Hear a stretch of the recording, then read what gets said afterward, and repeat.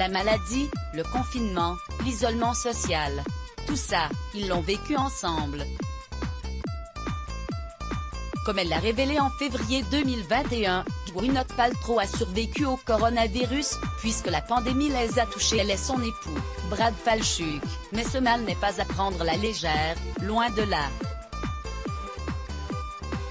Dans le cas de la comédienne, en tout cas, la bataille fut longue et fatigante, et elle poursuit toujours son cours. À lire aussi, le couple a ressenti des premiers symptômes en tout début de crise sanitaire.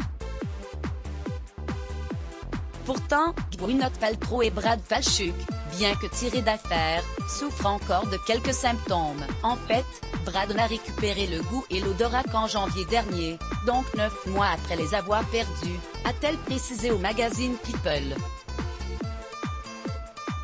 Quant à l'actrice, elle se sentirait encore particulièrement fatiguée et serait toujours dans le brouillard, mais il y a tellement d'autres personnes qui en souffrent, a-t-elle précisé. Nous allons de mieux en mieux.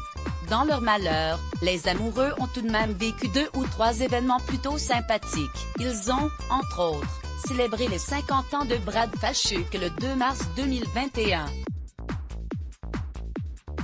Gwyneth Paltrow s'est d'ailleurs rendue dans le Wyoming pour profiter d'un séjour au ski entre amis, pour que son homme souffle ses bougies, pas celles qui sentent comme le vagin de son épouse, non, en étant un minimum entouré. Je veux juste être avec toi, tout le temps, au moins pour les 50 prochaines années, écrivait-elle le jour J. Il a fallu que les tourtereaux redoublent d'efforts, tout de même, pour que leur flamme tienne le cap tout au long de la crise sanitaire. Gwyneth Paltrow et Brad Falchuk avaient été repérés, en mai dernier, en train de s'offrir un dîner romantique à Santa Monica.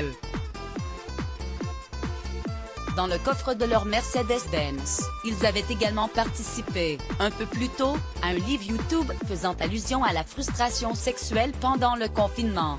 Let's Block ADS.